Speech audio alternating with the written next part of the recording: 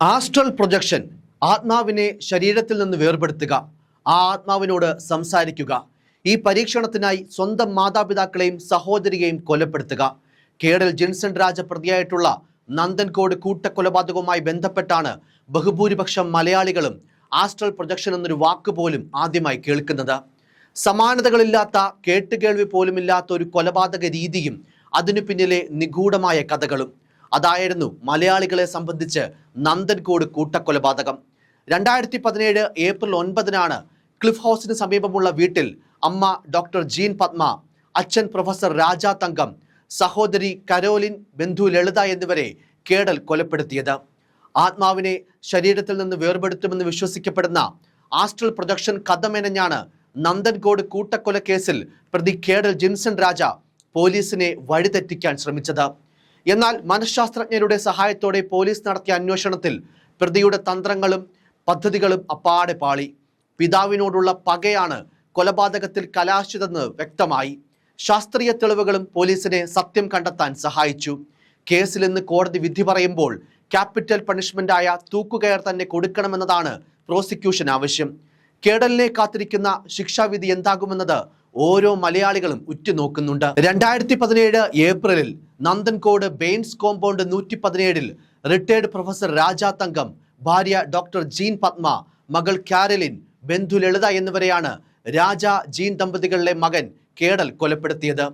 15 വർഷമായി astral projection രീതി പരിശീലിക്കുന്നുണ്ടെന്നും തൻ്റെ ശരീരത്തിൽ മറ്റാരോ പ്രവേശിച്ചെന്നും അയാളാണ് കൊല നടത്തിയതെന്നും പറഞ്ഞ പ്രതി സംഭവത്തെക്കുറിച്ച് തനിക്കൊന്നും അറിയില്ല എന്നാണ് പോലീസിനോട് ആദ്യഘട്ടത്തിൽ പറഞ്ഞത്.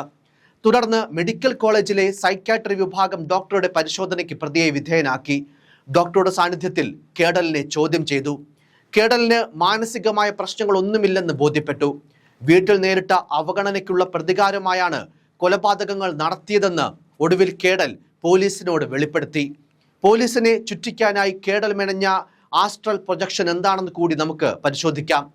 കൂടുവിട്ട് കൂടുമാറ്റം എന്നൊക്കെ പറയാവുന്ന തരം ബ്ലാക്ക് മാജിക്കാണ് ആസ്ട്രൽ പ്രൊജക്ഷൻ.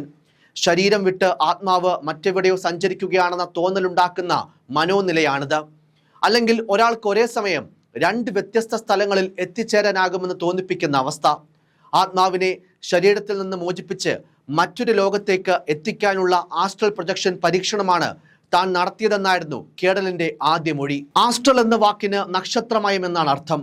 താന്ത്രിക വിദ്യയിലേതുപോലെയുള്ള മാർഗങ്ങളാണ് ഇത് പരിശീലിക്കുന്ന സാത്താൻ സേവക്കാരും പ്രയോഗിക്കുന്നത്. ആസ്ട്രൽ പ്രൊജക്ഷൻ പരീക്ഷണത്തിൽ വിജയിച്ചാൽ വിശാലമായതും മറ്റുള്ളവർക്ക് കാണാൻ പറ്റാത്തതുമായ കാഴ്ചകൾ കാണാനാകുമെന്നതാണ് വിശ്വാസം. വ്യക്തികളുടെ ആത്മാവിനെ ഇതുവഴി സ്പർശിക്കാനാകുമെന്നും ഇത് പ്രയോഗിക്കുന്നവർ പ്രചരിപ്പിക്കുന്നുണ്ട്. ആസ്ട്രൽ പ്രൊജക്ഷൻ അഥവാ ഡ്രീം യോഗയിൽ വർഷങ്ങളായി അകപ്പെട്ടു പോയ ഒട്ടേറെ ആൾക്കാരുണ്ട്. ഇതിലെത്താൻ ഘട്ടങ്ങൾ അഭ്യസിക്കണമെന്ന് പറഞ്ഞാണ് ഇതിൻ്റെ പ്രചാരകർ ഇരകളെ വീഴ്ത്തുന്നത്. ഉന്മാദവും ഭ്രാന്തും ചേർന്ന മാനസിക നിലയിലേക്കാണ് ഇരകളെ എത്തിക്കുന്നതും. ആസ്ട്രൽ പ്രൊജക്ഷൻ സംബന്ധിച്ചുള്ള മറ്റ് പ്രചാരങ്ങൾ ഇങ്ങനെയൊക്കെയാണ്. ആസ്ട്രൽ പ്രൊജക്ഷൻ നടത്തിയ വ്യക്തിക്ക് അതിഭയങ്കരമായ ഊർജവും ധൈര്യവും കിട്ടും. ഒരുവിധ ശക്തിക്കും അയാളെ തൊടാനാകില്ല. ഈ അവസ്ഥയിൽ ഇഷ്ടമുള്ളിടത്തേക്ക് പറക്കാനാകും. ആസ്ട്രൽ ട്രാവൽ എന്നാണിത് അറിയപ്പെടുന്നത്. ഇഷ്ടത്തിനനുസരിച്ച് ലോകത്തെ മാറ്റാനാകുമെന്നും വിശ്വസിപ്പിക്കും. ഇത്തരം ചെയ്തികൾ മതിഭ്രമം ഉണ്ടായേക്കാമെന്ന് മനഃശാസ്ത്രജ്ഞരും മുന്നറിയിപ്പ് നൽകുന്നുണ്ട്.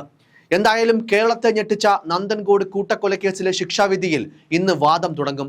പ്രതി കുറ്റക്കാരനാണെന്ന് കോടതി കഴിഞ്ഞ ദിവസം തന്നെ കണ്ടെത്തിയിരുന്നു. തിരുവനന്തപുരം അഡീഷണൽ സെഷൻസ് കോടതി 6 ശിക്ഷ വിധിക്കുന്നത്. മാതാപിതാക്കൾ ഉൾപ്പെടെ 4 പേരെ കൊന്ന കേസിൽ കേഡൽ ജിൻസൺ രാജയാണ് ഏക പ്രതി. 4 പേരെ കൂട്ടക്കൊല ചെയ്ത കേസ് അപൂർവങ്ങളിൽ അപൂർവമാണെന്നും പ്രതിക്ക് വധശിക്ഷ നൽകണമെന്നുമാണ് പ്രോസിക്യൂഷന്റെ ആവശ്യം. കുടുംബത്തോട് തോന്നിയ വിരോധത്താലാണ് അച്ഛനെയും അമ്മയെയും സഹോദരിയെയും കൊലപ്പെടുത്തിയത്. ഇതുകൂടാതെ ഈ കുടുംബത്തിന്റെ ആശ്രയത്തിൽ കഴിഞ്ഞ വൃദ്ധയും അന്ധയുമായ സ്ത്രീയെയും കൊലപ്പെടുത്തി. അമ്മാവനെ കൊലപ്പെടുത്താനായി ശ്രമിച്ചു. ഇക്കാര്യങ്ങൾ പ്രോസിക്യൂഷൻ കോടതിയെ ബോധ്യപ്പെടുത്തിയിരുന്നു. 4 പേരെ കൊലപ്പെടുത്തിയതിന് കൊലക്കുറ്റം വെവ്വേറെ തെളിഞ്ഞിട്ടുണ്ട്. തെളിവ് നശിപ്പിച്ചതും വീട് തീവച്ചതും തെളിഞ്ഞിട്ടുണ്ട്. ഈ സാഹചര്യത്തിൽ പരമാവധി ശിക്ഷ നൽകണമെന്നാണ് പ്രോസിക്യൂഷന്റെ ആവശ്യം. 3 പേരുടെ മൃതദേഹം കത്തിക്കരിഞ്ഞ നിലയിലും ഒരാളുടേത് കിടക്കവിരിയിൽ പൊതിഞ്ഞ നിലയിലുമായിരുന്നു. ആത്മാവിനെ മോചിപ്പിക്കാനുള്ള കേഡലിന്റെ ആസ്ട്രൽ പ്രൊജക്ഷനാണ് കൊലപാതകത്തിലേക്ക് നയിച്ചതെന്നായിരുന്നു പോലീസിന്റെ കണ്ടെത്തൽ. അതേസമയം കേഡലിന് മാനസിക പ്രശ്നമുണ്ടായിരുന്നുവെന്നാണ് പ്രതിഭാഗം കോടതിയിൽ വാദിച്ചത്. പ്രതി കേഡൽ അന്വേഷണ സംഘത്തെ വഴിതെറ്റിക്കാൻ നിരവധി തവണ ശ്രമിച്ചിരുന്നു. താൻ മാനസിക രോഗിയാണെന്നും ആഭിചാര ക്രിയകളിൽ അടിമയാണെന്നുമായിരുന്നു കേഡൽ വരുത്തി തീർക്കാൻ ശ്രമിച്ചത്. എന്നാൽ യഥാർത്ഥ കാരണം ഇതല്ലെന്ന് പോലീസ് ഉറച്ച് നിലപാടെടുത്തു. അത് വിശ്വസിച്ചു.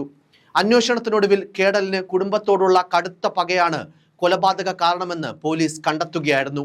കുടുംബാംഗങ്ങളെ കൊലപ്പെടുത്തുന്നതിനായുള്ള പദ്ധതിയും കേഡൽ മുൻപേ തന്നെ തുടങ്ങിയിരുന്നു. കഴുത്തിൽ വെട്ടിക്കൊല്ലുന്നത് എങ്ങനെയെന്ന് കേഡൽ തിരഞ്ഞതായി ഗൂഗിൾ സെർച്ച് ഹിസ്റ്ററിയിലൂടെ പോലീസ് കണ്ടെത്തി. പിന്നാലെ മുറിയിൽ ഡമ്മി ഉണ്ടാക്കി മഴുകൊണ്ട് അതിൽ വെട്ടിപ്പടിച്ചു.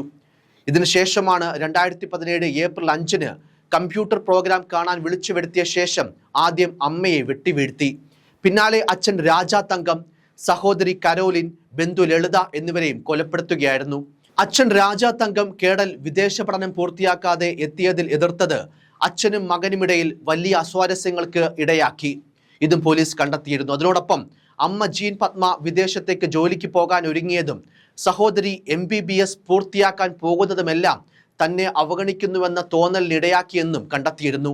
കൂടാതെ സഹോദരിക്ക് കിട്ടുന്ന പരിഗണന അതേ വീട്ടിൽ തനിക്ക് ലഭിക്കുന്നില്ല എന്ന തോന്നലും കേഡൽ ജെൻസൺ രാജയുടെ മനസ്സിനെ നിരന്തരം അസ്വസ്ഥമാക്കിയിരുന്നു. കൂട്ടക്കൊലക്കേസിൽ അറസ്റ്റിലായി പൂജപ്പുര സെൻട്രൽ ജയിലിൽ പ്രവേശിപ്പിച്ച കേഡലിന്റെ ജയിലിലെ പെരുമാറ്റവും അടിമുടി വിചിത്രമായിരുന്നു. ജയിൽവാസത്തിനിടെ കേഡൽ സഹതടവുകാരനെ ആക്രമിച്ച സംഭവമുണ്ടായി. ഇതോടെ ജയിലിലെ സെല്ലിൽ ഒറ്റയ്ക്കായിരുന്നു, അതായത് ഏകാന്തവാസമായിരുന്നു പിന്നീട് കേഡലിന്.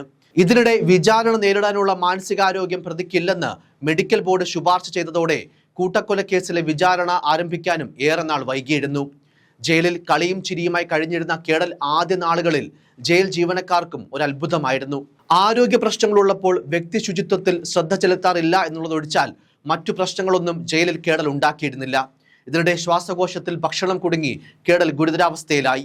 ഏറെ ദിവസത്തെ ചികിത്സയ്ക്ക് ശേഷമാണ് സാധാരണ ജീവിതത്തിലേക്ക് തിരികെ എത്തിയത്. ജയിലിൽ വെച്ച് താൻ മാതാപിതാക്കളുമായി സംസാരിക്കാറുണ്ടെന്നായിരുന്നു കേഡലിന്റെ അവകാശവാദം.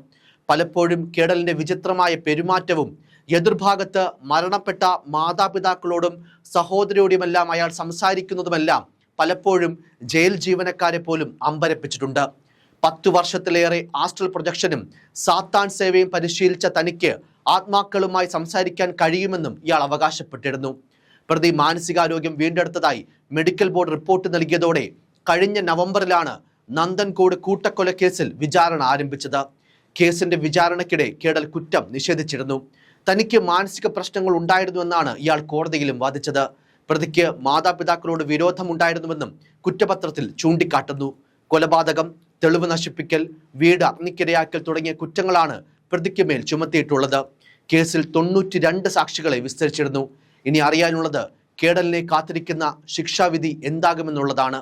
ഇന്നേ ദിവസം കേരളം ഒന്നാകെ ഏറ്റവും ആകാംക്ഷയോടെ കാത്തിരിക്കുന്നതും ആ ശിക്ഷാവിധി കേൾക്കാനാണ്. News desk, focus news TV.